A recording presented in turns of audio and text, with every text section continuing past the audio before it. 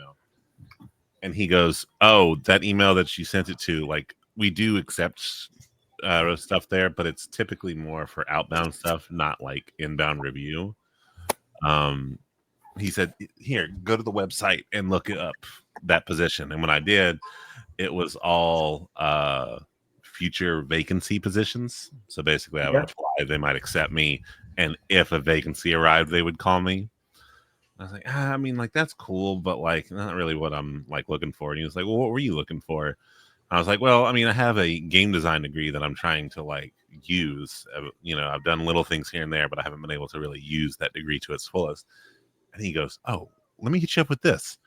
And he sent me the thing for the assistant game developer. And I was like, cool. There is one giant caveat, though. Okay. It's in Nottingham. It's in what? Nottingham, England. Would you have to move? Well, sort of. It's a 1-year fixed term contract. So if I got the job, I would only be like guaranteed to work there a year. So it's unlikely I would like full on move my family, but like I would be living there for a year. Wow. Obviously, everything's way up in the air. I haven't even gotten an interview yet, but it would be definitely a dream job. Not only working for GameStop or Games Workshop, because, hell yeah, Games Workshop, but it would be the first time that like I would be in the gaming industry in some form.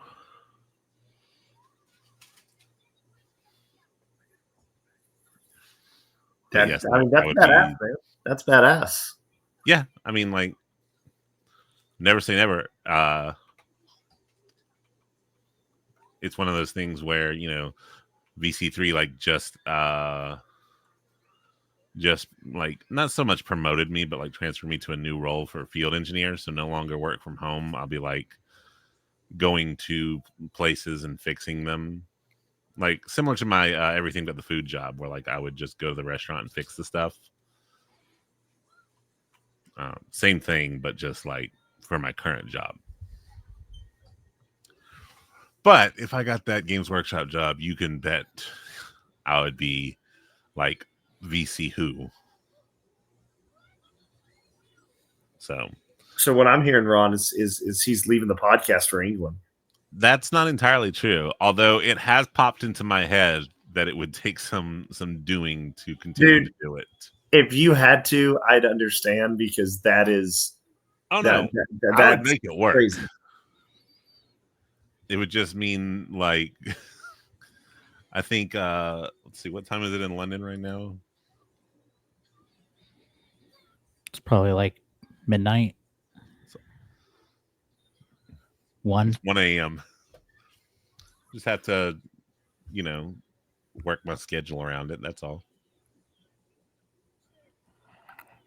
I'd make it work. I would not ask you to. But I'd miss you guys. I tell you get that sleep. I tell you get that sleep. I'd miss you guys too much. Aww. More than likely, what I would say is like, what if we moved it to like Friday? Yeah. See, what's funny is then put up all these "I'm way too tired to be tired" thing because Ace is here at 1 a.m. and it's like, I don't want to hear it. I would tell you all about the UK scene.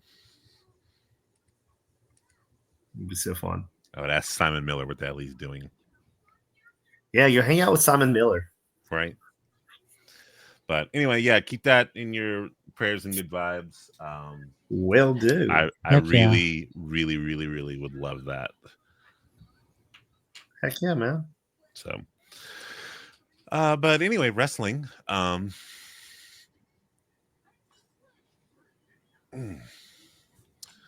Music set to 40.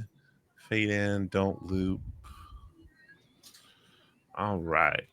I introed last week with my ridiculous FitnessGram pacer test. So who's up this week? I think it might be me. You gonna You gonna make You it? good, or you want me to do it, Ron? I'm gonna do it. No, I got it. I got it. I think it's me. I guess I'll. Yeah.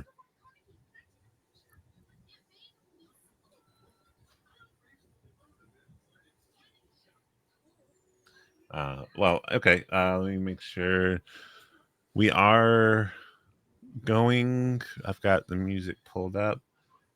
So just whenever you're able and ready And willing. and willing, also willing.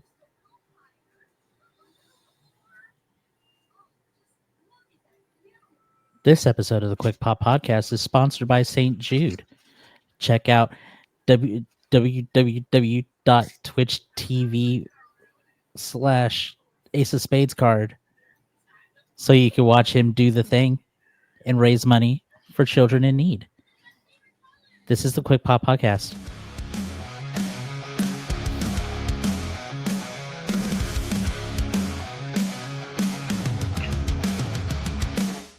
In the ring, we're talking loud. Ace shaking, raunchy, proud. Quick Pop Podcast all around. Wrestling fans, we break it down. Hear the slam, hear the roar. Every night we give you more. From the mat to the core. Tune in, fans, let's explore. Quick Pop Podcast. Welcome to the Quick Pop Podcast, this podcast that does things with your mind, body, and soul in everything that's wrestling related or non-wrestling related. Hi, I'm Raunchy. How are you doing? And we got the trio again, of course, as usual, as it maybe seems to be when the triangles form and the galaxies collide, and you know that you're going to have a really good time. It's Ace and Jake. How do you do the triumvirate of terror? Ron, I know you need a nap, but I say this with all the love and respect. Are you drunk? No, Have I don't you had drink. some Winkies? A what? Have you had some drinking Winkies? No, I don't. I'm a sober boy. Oh Lord, Ron, this is the most tired I've ever heard you. You need a Yeah. nap. You need a pillow. No, I'm trying to stay up. Everyone, I think Ron has not told me this, but if I was to assume, I think Ron went to a like week and a half long con where they wouldn't let him to sleep and they like poked him with sticks every night, and now he's come to do the podcast. Am I in the ballpark there, Ron? You're close. Yeah, I figured. Yeah. That's how you get down. You're inching closer and closer to greatness, as you know. Obviously, let's talk about the greatness, which is Jake right now. I mean, listen, you know me. I hate to toot my own horn. I hate to be the guy that has to come here and talk about himself, over and over and over. When you win so much like I do, it weighs on you. It weighs on you. Ace is looking shocked at this statement, but I think he shouldn't, because Ace knows me well enough to know this is the real me, ladies and gentlemen, and I'm a humble fella. I'm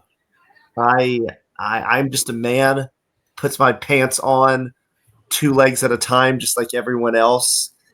I am the guy that I'm like you guys. I just tried to find gold paint to go with my gold medallions, and as we all know, there is no gold paint that looks like gold. These are the blue collar problems that I have, and I hate to be this guy, and I have to now. But yes, I won the Quick Pop Pick'em again. I am the champion again. I mean, guys, by now I've touted, I could, of the modern era, the most whatever champions, the longest whatever. You've heard it all. It's been done to death. I'm here for the audience and my co-host to talk about wrestling. We don't need to talk about me. We don't need to say that I'm, the greatest of all time at this pick'em thing. We don't need to say that. We don't need to sit here and say like no one else is as good as me. I am untouchable. Even when I lose, I'm just going to win it back because no one else can have the capability of a title reign. I don't say these things. I wouldn't. I'm humble. This is what I read on the internet. This is what I hear in the streets. People just come up to me and say these things. This is just what happens. I am just a man. I just happen to be a man that's good at the majority of the things I do. Guys, how you know what? How are y'all doing? How are y'all doing? I'm tired. See, Ron's tired. He's tired of losing that championship to me all the time, and tired of just being the con man that he is. I mean that because Ron goes to cons, and at those cons he sells his wares. Ace, I just finished Better Call Saul. I'm sorry, Ace. We'll talk to you in a moment. You did what now, Ron? I just finished Better Call Saul like today. How did you like it? Honestly, I can see why people would compare it to Breaking Bad. Like, I mean, when it comes to like story beats and everything, it's a different show altogether. Agreed. But it was really good. It was really, really good. Okay, I have to ask you the question. I know you've probably already been asked it, but here on the podcast, I need to know. Was it better than Breaking Bad for you? No. Okay, that was very decisive. Did it come close? A little. See, to me, it came very close, and I don't know that I want to say that it's better than Breaking Bad. I do, however, want to say I think it might be the best spinoff in television history. You're not wrong. Yeah. Like, I can't think of another show that the spinoff, you can actually have a debate with somebody of whether the spinoff is better than the original. I am trying right now in my head. I know. I can't really think of one. I've had this debate multiple times since that show ended, and I keep going back to I don't think it exists. Like, there are some shows that people don't realize are spinoffs that are quite quality TV shows, but even those shows I don't think touches the quality of Better Call Saul. Right. Yeah. Yeah, no, it was really good. It was a fun, thrilling time, and now I'm watching Breaking Bad again. That's crazy. Yeah. So Ron, Ace, how are you doing? That's what I was about to say, Ron. But Ace, real quick, one second. I noticed that Ace hasn't talked yet, and he is just sitting there making faces at things that we are saying. Ron, could we do this whole podcast without Ace and audio do it without Ace, but then visually Ace just make his faces the whole time? Not today. It would add something to our viewing audience. Well, he's the only one with the face. We're just little blips. Yeah, we're just embodied voices. That's all we are. Yeah, that's all we are. We're just here for the audio. Ace is here for the visuals. Yeah. Dude, can I speak? Can I speak now? Because I keep trying to speak, but then you say, "Wait, hold on." Oh, wait, hold on, Ace, hold on 1 second. Ace, keep that thought for a moment, okay? I know you're trying to. Ace, listen, you are an important member of this podcast. I am just a humble champion that just doesn't even like talking about myself. Ron is a tired boy from all these cons. Ron, on this podcast, I'm sure Ace has something important to say. Ace, we're getting back to you. I promise we're getting back to you. How long do you think it will be for Ace to make his point? I don't know. It may take about, I would say, maybe 3 minutes or less. Yeah, I mean, listen, I have no idea what he's about to say. I don't know what Ace has to say to you people, right? I'm sure it's important. But you think he can say it in less than 3 minutes? Yeah. I think if he's, rather quick with it. I think Ace just had like a little quip to say. I think he just had maybe a pun to get under your skin. I think it was just like a 60-second quip. That's all I think it was. A 60-second quip? Like a quick minute? Yeah, like a quick minute. Yeah. This is the Quick Pop Quick Minute. This is a Quick Pop Quick Minute.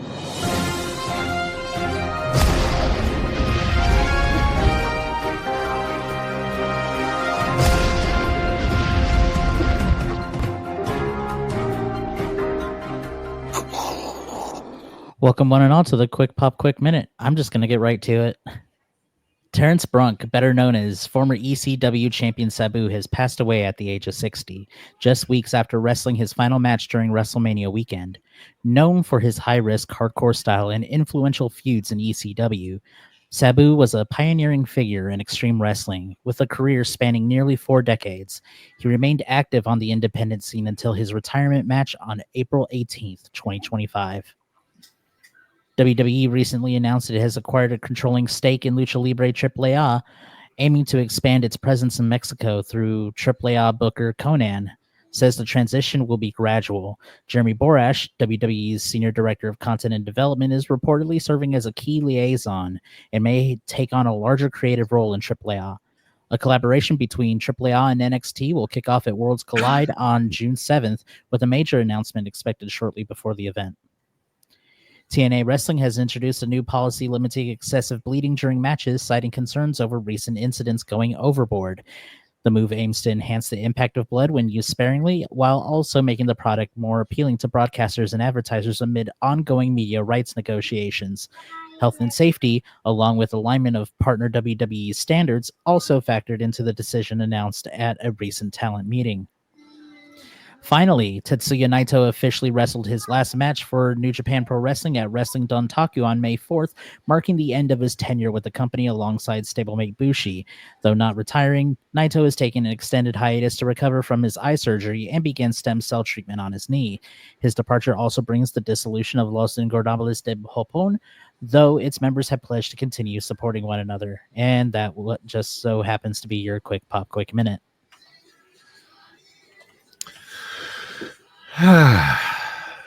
Ace, do you have anything to add to that? Ace, did you have something to say? No, I just am really glad to see all the love coming out for Sabu, and it's just a slight bummer. Like it's a mix of like bummer, but like feel good that like he got to have his retirement match like on WrestleMania weekend. Apparently, it almost didn't happen. I believe it. Oh, really? There were reports coming out that Brett Lauderdale found out that Sabu was about to no-show, so he gave him kratom, which is a legal drug in some states, and he ended up wrestling Joey Janela, and a lot of people are calling for Brett Lauderdale's head right now. Oh, I mean, yeah. And also, there's some words for Joey Janela because he was aware and still let the match happen when there was, in fact, a backup in case Sabu was going to no-show. Dadgummit, Ron. Me and Ace was trying to make that match a feel-good moment. Why you got to bring us down with facts? No. I mean, like, yes, but also like if them's facts, then facts need to be out there, and people need to know, and people need to be held accountable. Yeah, apparently it was posted by Yahoo Sports. Oh, okay. Yeah, that's no bueno. That's not good. That is, yeah, that's terrible. That's terrible. Well, yeah. Happy birthday. Yeah, I mean, but still, as Ace was saying, it is nice to see Sabu get his flowers, even though the situation, as Ron just put it, maybe terrible. It's a horrible situation that he got put into, but I appreciate that like we didn't get to be like, oh, if only we had seen him in one last match, kind of thing. Yeah. And like Sabu deserves his flowers. He may not have gotten the WWE run or anything like that, but man, him and ECW was amazing. He is one of the guys that made the 90s tape trading circuits in wrestling a thing because he was one of the guys that it's like you have to see what he did in this match. I can agree to that. Like I'll put it to you this way. During that era, I wasn't big into wrestling just because like that was during the like parents controlled the TV era of my life. Fair. But like even I knew who Sabu was. Like it was that much of a like spanning name that when you thought of wrestling, you always think what your parents kind of push on you of like, oh, that wrestling. That's that's where they beat each other up, and people get hurt and blah blah blah blah blah. But like the person who would come up from that is Sabu, because he was ECW there for a while. Yeah, no, he was definitely one of the tiers of that company. Yeah, I think I found out Taz put a video on his Twitter talking about Sabu. So it was like, dang, that's wild. And then, you started seeing the clips from AEW where I guess Taz genuinely didn't know that Sabu was Adam Cole's person that he was selecting. And Yeah. Oh yeah, when he like flipped out. Yeah. But yeah, no, Sabu will be missed. Oh, extremely.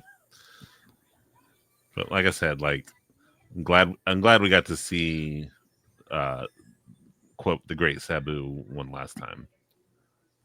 Yeah. In different news, nobody died at Backlash. Oh my god. Wait, wow. there's a pay-per-view? That's a segue. Look, That's a segue. Sometimes you just gotta wrench it. It's not always the best. Sometimes you just Wait. Yes, no, really quick. There's a pay-per-view. Yeah. Not even dignifying that after that like 5-minute speech you had earlier. I mean, if there's anyone that knows time, it's Jake, because that's the only way he won against me. Yeah, Can I say, guys, it's embarrassing. I didn't watch. I just picked everything correctly. It's embarrassing. I apologize. You missed Becky Lynch. I still won. It's embarrassing. I apologize. But I can tell y'all how I thought it went. We could do that. Y'all want to do that? I am so mad because there was one pick that I did that was like just to be different. Because in my head I was like, Fatu's not giving this up. They didn't put it on Fatu to pull it off of him. But I was like, but like Rindy picked something different and Minnie picked something different. And so I was like, let me cover the spread. Because the reason it makes me mad is because then when I saw the final time, I was like, I would have gotten that for sure. Yeah. But alas, there was. Can I tell you the one thing that only annoyed me about the show, and it's only because all these different wrestling sites and everything have been like just itching for a story so bad. I saw so many things say like fans left disappointed after major match scrubbed for Backlash, and I was so confused. I was like, I mean, Backlash snuck up on me, but I feel like the matches that were there were like the matches that should have been there. What major match are they talking about? It was mainly stuff where they were saying like, oh, such and such talked to such and such. Like I think one of them was like, everyone was expecting to see Jay versus Logan. It was like that just happened. When it just happened, and like the second it happened, all around the internet, they were like, "Yeah, they're saving that for Saturday night's main event." Like, they've already, and then they announced that too. Yes, like I don't know, right? It was literally just people who were like, "This is a story I can run with," and there was a couple of other matches. I don't remember. I would have to look again. I understand if this was 2 weeks ago, and you're like, "Oh, it may happen at Backlash," right? I get that, I do, and I get being disappointed that it didn't. But once it came around to Backlash, they were very upfront over what is and isn't on the show. Yeah. It was just really weird to see people trying to like run those articles of like everyone was disappointed that da wasn't there. And when I would then look at what they were saying, people were disappointed wasn't there. I was like, what? No, I don't think anybody even thought that was a thing. Yeah. So I wanted to add that wrestling journalism is getting weak. Yeah, I agreed. I just think that this wasn't a good card on paper at all, like going into it. That's just me.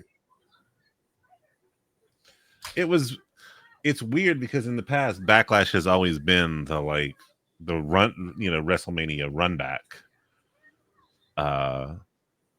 And this felt like here's all the championships that didn't get a lot of spotlight at Mania. Yeah. Oh, you mean the tag teams? No, that got a spotlight on SmackDown. Yeah. And showed that it should have been on Mania or Backlash or both. Right. Weird. Wild. Do an article on that. Yeah. Legitimately. Ron, you write it, but after 2 more days of no sleep. Yeah. So we'll just run down, but I liked what Jake kind of alluded there for a minute. Jake didn't watch. Jake got it right, but Jake didn't watch. And so what I'm going to do is I'm going to introduce the match, and then I want Jake to tell me what happened based on his idea of what happened based on the winner that he knows he got right. So I think they started with the Fatal 4-Way. Yeah. Okay. Fatal 4-Way is the first one. Okay, now So this one is Jacob Fatu versus LA Knight versus Damian Priest versus Drew McIntyre. Okay, this one's obvious what happened. So what happened is all 3 enter the ring. All entrances and stuff happens, but before the ring announcer can announce all this, the SmackDown general manager comes out and says, no. Any company can do a Fatal 4-Way. We're not doing that. And he brings out William Regal. And William Regal, in the only way William Regal can, announces this match is a Great British Bake Off. And so then they all give him pots and pans, and they all have to make dishes. And Jay Fatu is like, bet. And like everyone's like, what are you gonna make? And he's like, creme brulee. And they're like, creme brulee. And he makes it, and William Regal tastes it and starts crying because it is the greatest dish he has ever made. And then Jacob Fatu comes, and then Jeff Cobb comes out of the crowd, hits everyone with a cheer, and Jacob Fatu pins him and wins. Was I close? Perfect. I mean, you were somewhere. Off, right? A Great British Bake Off is how we start off Backlash. Yeah. That was the stipulation that they announced. To ever so slightly just round it a bit. Was it a little different than that? I will say there was one aspect of this that I thought was weird, which is it was a Fatal 4-Way match, but in reality, it was basically just Jacob Fatu versus LA Knight. And then like occasionally Drew McIntyre and Damian Priest would be in the ring. But at one point, Drew McIntyre and Damian Priest were like full on in the crowd fighting, and they did the like typical random stacks of audio equipment boxes, and he throws them off of them into a gimmick. But it was crazy because it's like, y'all, this is a Fatal 4-Way for the IC title. The ring's that way, and so it was mainly just Jacob Fatu and LA Knight for like a large portion of it, to the point where I didn't even think that Drew or Damian had like an option to win. Like, it's Fatal 4-Way. You kind of suspend your disbelief that like everyone has a potential to win kind of thing. It got to the point where I was like, so they're not even going to compete, is what it looks like. So that was just me. It was weird that it was a Fatal 4-Way, but it felt like a singles match where like another match was happening around it. So okay, did you like it, Ron? Yeah, it was cool. It was nice seeing Jeff Cobb. I think Ace made the point that Damian and McIntyre were just into each other like the best of friends. So just the whole time, it was like they didn't even realize that they were fighting for a title. They were just like, "Oh, you're here on site." Yeah, it was cool. I totally forgot and didn't even mention that that Cobb appeared. And my favorite thing after that was all over like social media. just getting to see all these new people who are like, who the hell is Jacob? Who the hell is Jeff Cobb? Like, because you have, Solo Sokoa and Jacob Fatu and all the, and then it's like Jeff Cobb, and they're like, who is Jeff? And so having all these people come out of the woodwork and be like, let me educate you. That was a feel good moment for me, was seeing everyone learn who Jeff Cobb was. Jeff Cobb is cool. Jeff Cobb's awesome. Can't wait for him and Fatu to have feud. Right? I'm any minute now they're going to pull the trigger on the whole Solo Fatu. It's a feel good moment. I think after that was Pat, right? It is the Women's Intercontinental Championship. The Valkyria versus Lynch.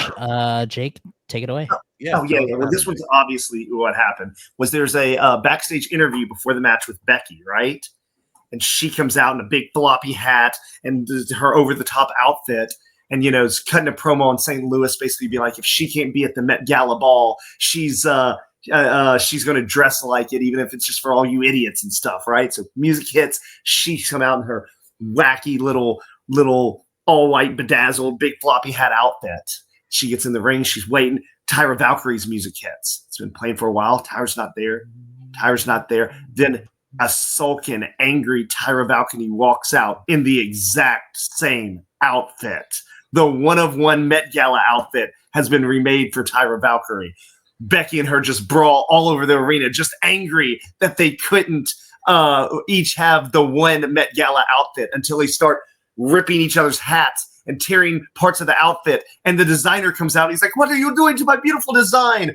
And they both notice they have been hoodwinked by this man. And then they just both take turns hitting their finishers over and over again on this man, until they look each other eyes and are like, did we just become best friends? And they did just become best friends. And so then Becky's like, well, you can pin me, new BFF. Becky lets her pin her. And now they're a tag team again. And they're both going to wear Met Gala outfits for the rest of the time. Did I get it right? Did I get it close? Yes, you did. I love that you broke the forbidden door. Right? The most forbidden of doors. Yeah. The Met Gala door? Yeah. No. Oh, well, that too. But you broke another forbidden door. Oh. Which one? What door did I break, Ron? What did I do? Tyra Valkyrie is signed to Ring of Honor in AEW. Yeah, well, she was in this match now. She was in this match. I love that. Just completely burying Lyra Valkyria. Right, just completely. What champion? Yeah. Guys, did you know that Jake beat three women last weekend? He does not care. Hey guys, I'm not sure if you know this yet. I didn't watch the show. That's this whole shtick. You're a lady? What? Jake is gonna bury you. Are you the champ? Who? I love that. I heard that too, and I was like, "There's no way. There's no way." I lets that go. No, I wasn't going to. I was gonna let him flap his pretty little bird feet. And, you guys, I have to know, guys, was there a tie-in to the Met Gala? I mean, both of them came out. Well, actually, Becky came out normal, which is a little disappointing. If she's still going to kind of operate on that like big time Bex the man thing she's got going, yeah, I'd bring back the over the top Seth Rollins style outfits. Yeah, we got basic Becky, and then we have Squawks from Donkey Kong Country too. So yeah. So did Squawks? It was a good match. It was a good match. Like genuinely, it was a really good match. Oh, really? Yeah. Yeah. They went back and forth. They fought.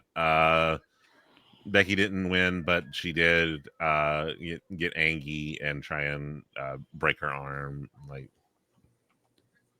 I had a feeling this match was going to be a good one. Those two have good chemistry together, and so I had hopes for that match. It also gives a little bit more legitimacy because since the women's IC title is brand new, you have to like establish some legitimacy. And so what better way but to have like somebody who's a well-known champion outside of that, and you're keeping her like at bay. So it's a good way to give some proving ground to Valkyria as well. So I know, Jake, that you at least watch the Dominic Mysterio and Penta match. I know for a fact that you did. Can you recap what you saw? Oh, of course I can. Of course I can. So, Penta came out with all his fireworks, right? Crazy fireworks. They Dom changed came his out. music too. Do what? They changed his Smooth music operator. too. Yeah, it's Smooth Yeah, Operator. It's now Smooth Operator. Has everyone seen that? Just so we're clear, because Yes. it Yes. fits No, I know way what you're too well. So then Dominic came out with his sleaziness as well. For some reason, I don't know why WWE at this pay-per-view just wanted to, railroad matches before the beginning. But then, they're about to start, and R-Truth's music hits, and he comes out, and he's telling him, wait, stop. He goes, no. Why didn't anyone tell me? We bought AAA, y'all. We all bought AAA. We now have the international flight to Mexico champion, Dominic Mysterio. And so then he's like, we have to celebrate this. So he starts waving stuff in. And then a mariachi band comes out. Day of the Dead dancers comes out. R-Truth carries the Yokero Taco Bell doll to the ring to do the announcing for the match. And, and then the match starts and Dominic Mysterio won. Yep, that's exactly how it happened. Can I say, as soon as you said that and brought in R-Truth, I know exactly what they need to do with R-Truth and this AAA thing. They need to have a vignette of Adam Pearce and R-Truth rolling together, driving to the next venue or whatever. And they need to have the car breakdown. And R-Truth goes, hey, man, don't even sweat. Didn't you hear Triple H bought us AAA? They're going to come and take care of us. I now need that. Yeah, no, I need that too. I need that too. Have Adam. No, it's not that kind. As soon as you said R-Truth bringing up AAA, yeah, you went typical Jake about it, but I was like, wait, no, hold on, let him cook. He might be onto something. I just like the idea of R-Truth bringing out the Yokero Taco Bell dog to let him do the ring announcing. I thought that was pretty good. I will say Dominic, I mean, not that he hasn't been showcasing his smooth moves all the time, but he hit a really nice spinning DVD jumping from the ring to the outside. Oh yeah, the tope suicida that turned into a DDT. Yeah, that was really clean looking. I have seen a video package of that. That looks smooth as anything. I mean, I'm a face guy, and so I'm always going to be for the face and Penta and stuff like that, because Dominic is, even though the crowd treats him like the face, they're booking him like the heel. He's the face. But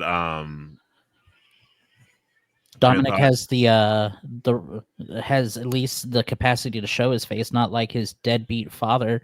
Okay. Ugly mug. Anyway, continuing my actual rational point, I cannot dismiss that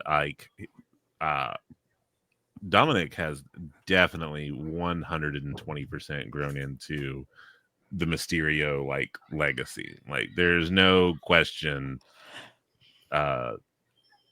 that he are you saying Mysterio legacy or Guerrero legacy? Are you saying Dominic is a deadbeat dad? No. Well, I mean, maybe we don't know yet.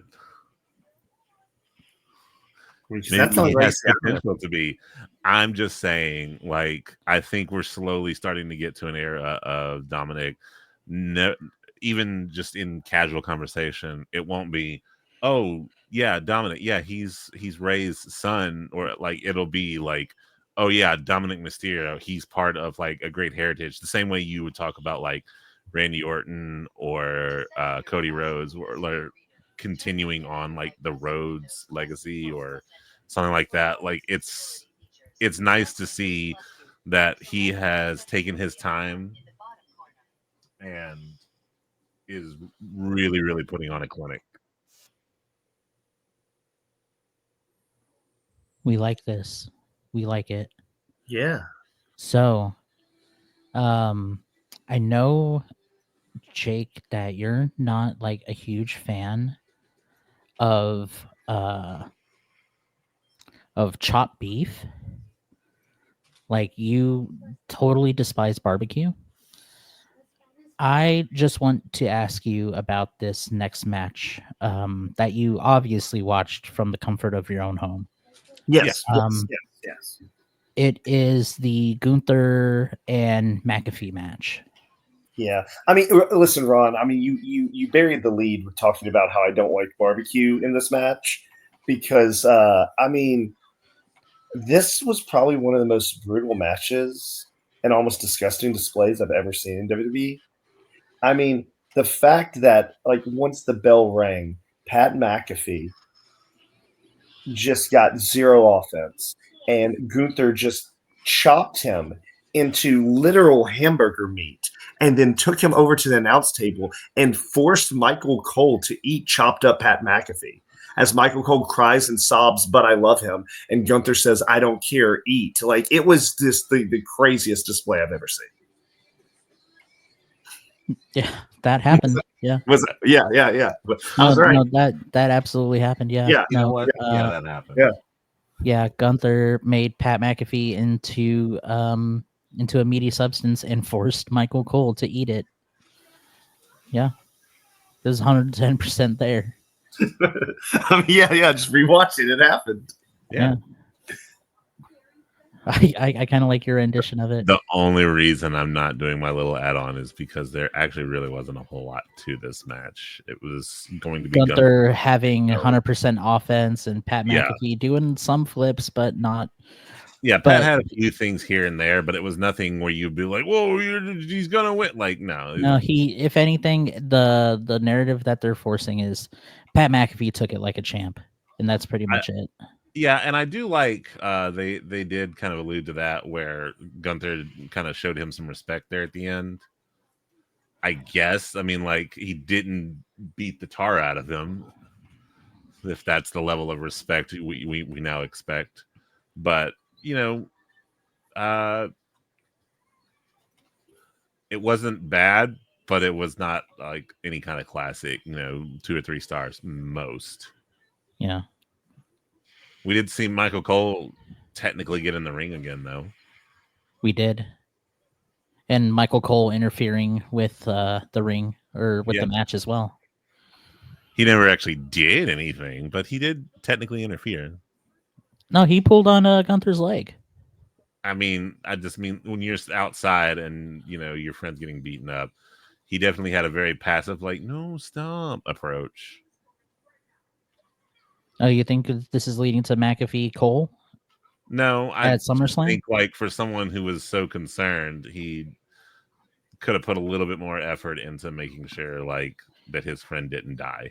He's like 70 years old. Michael Cole is, in fact, 72. I just looked it up on Jake's Wikipedia. Jake has my Wikipedia is always right. Yeah. So we're gonna go right to the main event. Jake, I know 110% that you had a little TT break, but you were able to rewind the show. That way you could watch the majesty that was Cena and Orton in St. Louis for the last time ever. What did you think of the match? See, this match just kind of threw me. I thought they just had odd decision makings in this match, right? Having Cena cut like a 5-minute promo on the fans, just talking about how they're all poo-poo ninny heads and stuff. I thought that was weird. John Cena, you don't need to do that. And then the part of the spot of the match where they brawled into the crowd and Randy Orton got confused and just started RKOing everyone in a John Cena shirt in the crowd, I thought was unnecessary. Didn't need to happen.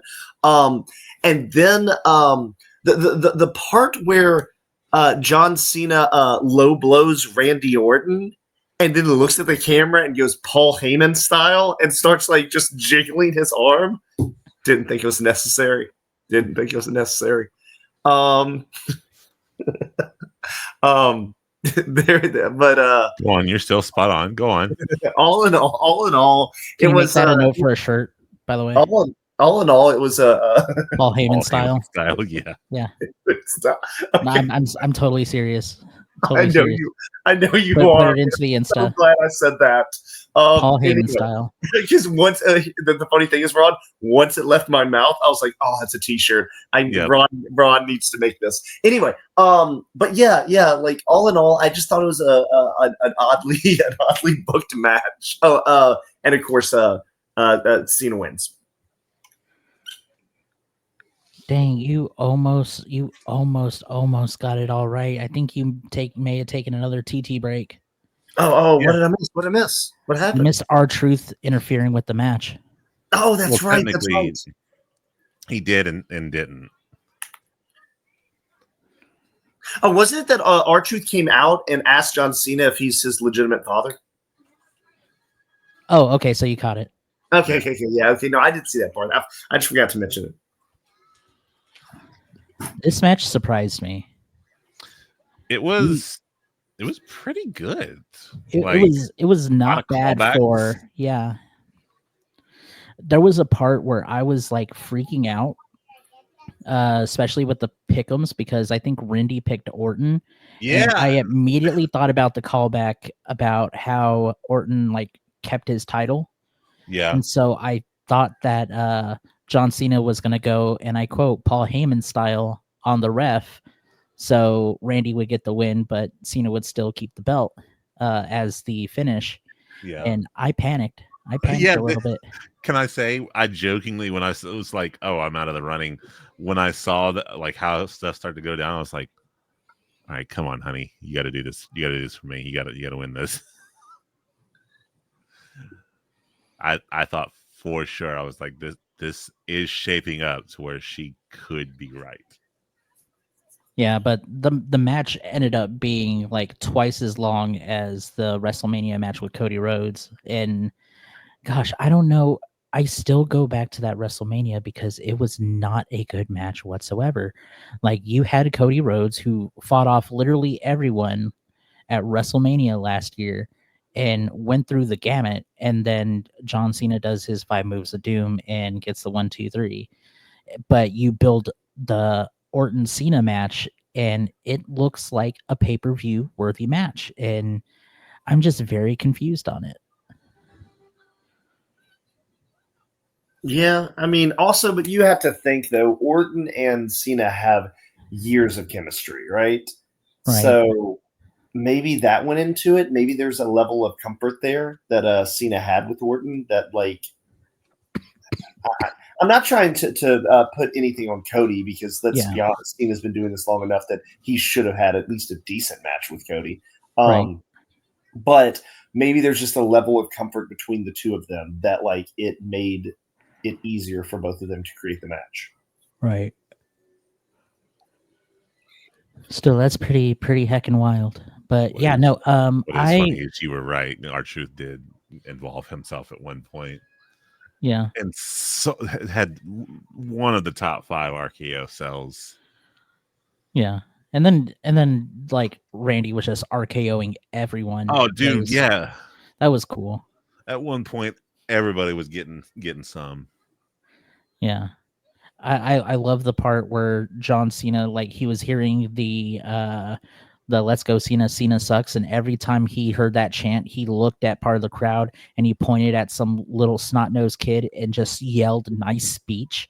Yeah. So let's go Cena, nice speech. Cena sucks, nice speech. And then just like menacing, growling, looking. Hey, did you guys check that the trailer for season 2 of Peacemaker is now out? Yep. I haven't watched it yet, but I need to. So I put a clip in the Instagram chat. Yeah, it was for the show. I have it timestamped. This is my new ringtone. I don't know if Ace, if you were to play, if the audio would play on the stream. I would have to share my screen, which I can do, but give me just a moment. Let me pull it out real quick. But I'm gonna start using that from here on out for anything. I think it's very fitting. All right, let's do. I want this. There we go. All right. Oh God, our secrets.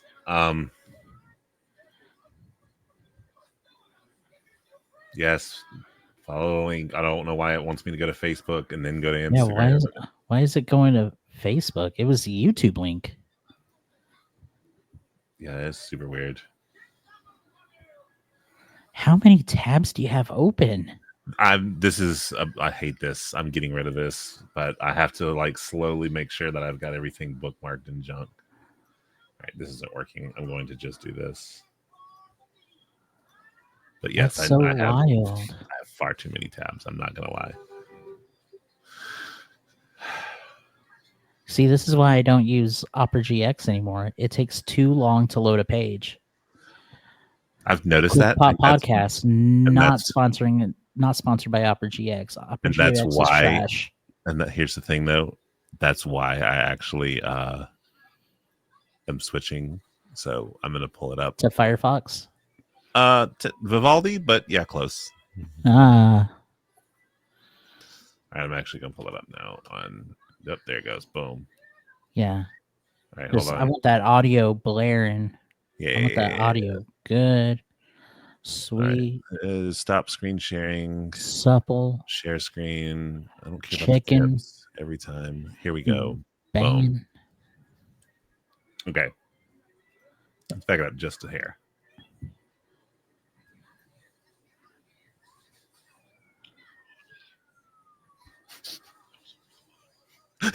That's it. Yeah. As soon as you said like this is what my new thing is, I was like, I know exactly what this is without even pulling up this clip. Yeah. Ron, that was over the line. Can we make that into a blurb sound both on your stream and my stream? Yeah, I think so. That I can just redeem. Ron, that was over the line. Yeah. No. Yeah. Come on, John, and then smash. Yeah. No, I like that R-Truth is getting into the middle of the shenanigans. It is, and it's so funny because like the ultimate feel bad forum story because he wants so bad for him to like him. Please love me, John Jana. And I really hope that leads to a match. Right? I need some kind of payoff for that. No, our Truth Cena needs to happen. What's the next? Is the next pay-per-view the Saudi show? No, it's Saturday Night Main Event, right? Well, that I mean, well, yeah, there is no Saturday Night Main Event is July, I think. Saturday Night Main Event is May 24th. Okay, there's one in May and July. Okay, because I know there's Clash of Champions in Saudi in June, and then Money in the Bank in July. Money in the Bank is in June. Okay. Oh, so Clash of Champions is July. Night of Champions is whatever it is. So yeah, next is June 28th. June 28th. Yeah. Oh, so in June they have Money in the Bank and Clash of Champions. Yeah. At the start of June is Money. At the end of June is Night of Champions. Ugh. And then you've got WWE Evolution on the 5th. I don't care how good dude is doing. I hate 2 pay-per-views in 1 month. I hate it. You know what's even worse? What? July 12th is the other Saturday Night Main Event. Well, yeah, no, it is because that's the reason that All In moved to that afternoon because WWE put it there to go up against All In, and then they're also now saying that they're going to put Evolution 2 on Sunday so that WWE will have 2 events that weekend to drown out All In. I'm only seeing Evolution on the 5th. I'm not seeing another Evolution. Yeah, that's what I'm saying. Evolution 2, because it's the second one. The rumor is it's going to be the weekend of July 12th, not on July 12th, but like Well, Probably that's what I'm saying. So WWE Evolution is like the week before. It'd be weird if they did it like again. So no. The thing is there have recently, as of like the last 2 days, been talks about moving it to that weekend so that they have both things happening that weekend. They're trying to social they media have a drown venue out all and in. everything. Yeah, I mean they're trying to social media drown out all in is what they're trying to do. Which is weird because, like, no offense, All In's a big enough event. If you're going to drown them out, Evolution and Saturday Night Main Event. Apparently, the rumor is they are going to stack that Saturday Night Main Event, which I don't know. I miss the days where pay-per-views were sacred, and even if like the other company was your competition, you didn't do anything on their pay-per-view day. They didn't do anything on your pay-per-view. Well, I will say it is definitely a weird situation because now that they've moved their dates around when they do their pay-per-views, because like WWE is mostly Saturdays now, right? Yeah. So it's, and AEW was like, okay, we'll do Sundays. So it is a little odd because All In is on a Saturday. Yeah. So I don't know. I'm mixed. I'm sure there's absolutely some corporate shenanigans back and forth. Mike, I'll be throwing yours. Like, there's no way, because even in the world of wrestling where, like, you want the best for everyone, competition's still going to exist. Tribalism is dumb, but competition's always going to exist. Like, I'm fine with competition. I just, as a wrestling fan that enjoys watching wrestling in general, I hate it when it's like, oh, we're going to put our show up against their show so that they can get less, because it's like, I want to watch both. Stop doing it both on the same day.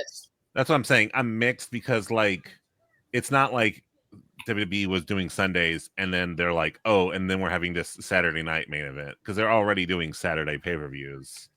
And the last one would have been like June 28th for like official, and it's a Saudi show, so take that how you will. So I'm not like, it's a little odd that it's matched up with the other AEW show that's on a Saturday instead of a Sunday, which for the terms of me going to see it is a good thing, but still odd. Yep. And then not to mention that the next one after that won't happen for another month or so. And it's the weird 2-night now SummerSlam in Jersey. And then Clash in Paris and No Mercy. And oh, wait, are we getting back to back? Oh, because Crown Jewel's not all the way till 11th. Crazy. Yeah. Also crazy. Crown Jewel, Western Australia. Yeah. No, love it. Love it. We're in Perth. Love it. I'm going to watch Crown Jewel and not watch Royal Rumble. Wow, this year's going to be weird. Yeah, the Royal Rumble. It's. I understand that they want to get out of their Saudi contract, simultaneously, get the most out of their Saudi contract. Putting Royal Rumble as an international show, the whole thing. And no offense to our international people. If you are an international listener, first of all, welcome. But it's always been this kind of unspoken thing that, like, the big four are stateside, where like WWE primarily focuses. You have your Crown Jewels, you have your Clash in Paris, stuff like that in their international venues, but it's always been the big four are, home. Survivor Series, Mania, SummerSlam, Royal Rumble. So it's very weird that we're getting Survivor Series California, and then the next thing is the Royal Rumble in Riyadh. I get it. That's where WWE World is. That's where you want to market. That's what you're trying to continue, that marketing of WWE World over there. Fine. But it still feels weird for one of the big four to be an international show, because not only now is it going to ruin the fact that I can't watch the Royal Rumble with my best bro here in Memphis, because that's normally what we do. We watch it and we, shocked by all the returns and everything. I'm just going to be real with you. It's going to the women's Royal Rumble is going to be awkward because they still have those hella prejudiced like outlook on women. I'm not saying like the only way I can enjoy the Royal Rumble is if the women show. It's more just like you can tell when they're wrestling in those like full bodysuit things that like they feel limited. That's why the men don't wrestle in full body suits.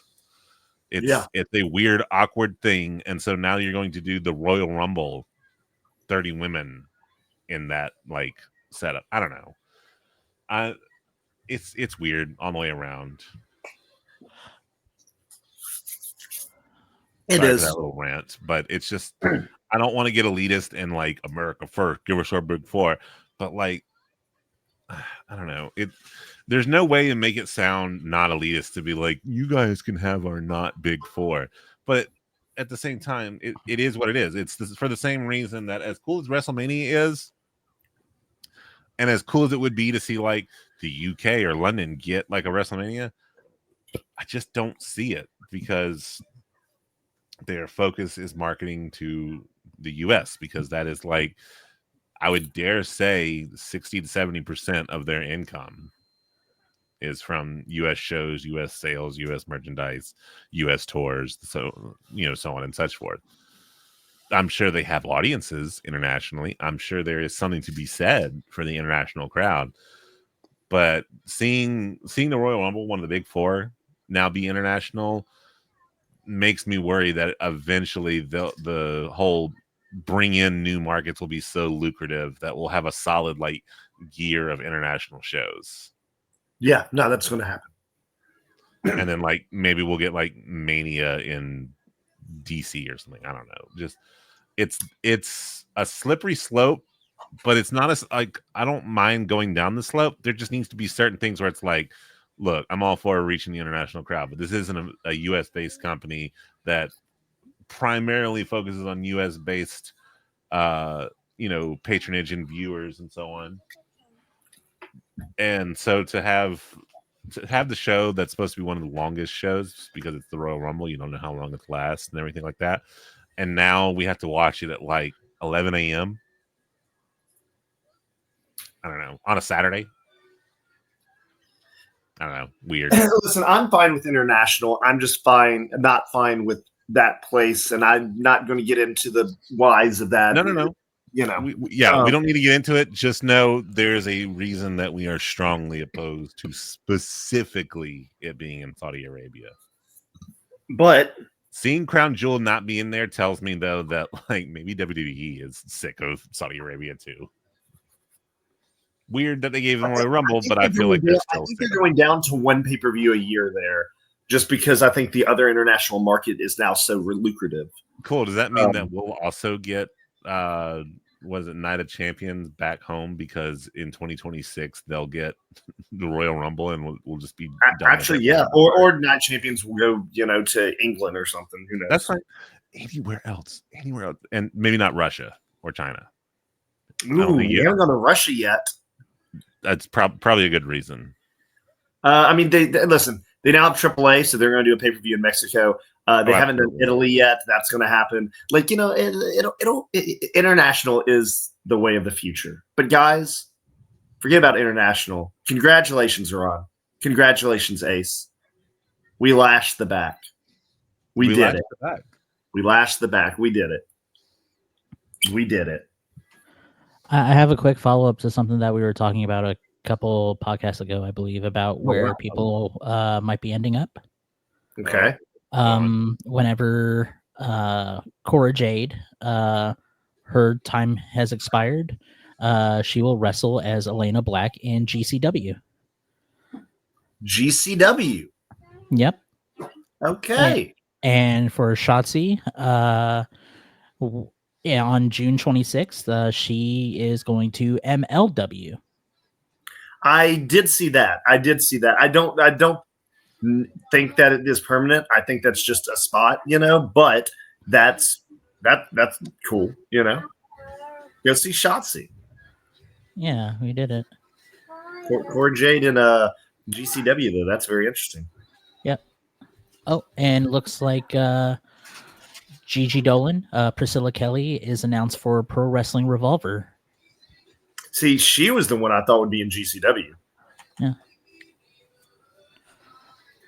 Well, they're just picking up stuff now, so I mean, if they're out there, pick them up, pick them up, pick them up. all right.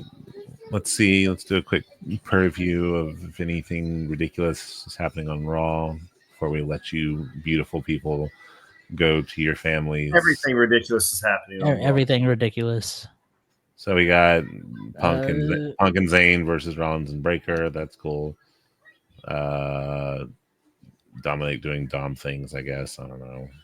I'll watch the rest of that. Spoiler alert. Ace, I haven't watched the show yet. Yeah. What? It's just Dom like in a Ace, backstage. Ace, we haven't watched the show yet. Okay, I haven't either. It's just look, Dom appeared on the screen. Like I don't think that's like a spoiler. Spoiler alert. Ace, hit the music. Spoiler, wrestler appeared on wrestling TV. Spoiler alert. Ace, hit the podcast music. I haven't watched the show yet. Haven't watched the show yet. Spoiler. Ace, if you know anything about me, you know if I haven't watched something, I'm not just going to say anything all willy-nilly about the thing. I'm going to wait and watch it, and I don't need you to ruin it for me. Oh, right. Yeah, you're well known for like not watching a show and then staying completely quiet about it the entire time. And that's what I'm trying to do about Monday Night Raw, Ace. Ace, hit the Okay. podcast music. No, that makes sense. Ladies and gentlemen, I've been watching with my fiance now. Yeah, you ruined it for Ron's fiance. He just what? No.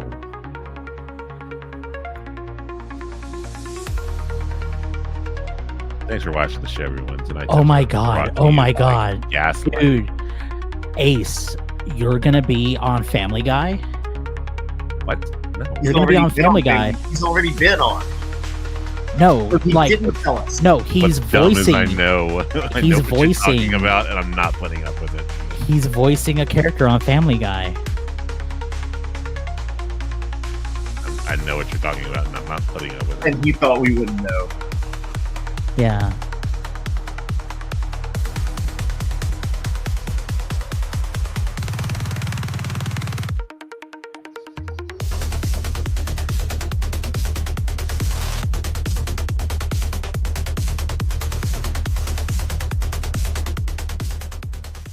Currently seeking new co-hosts that don't gaslight me.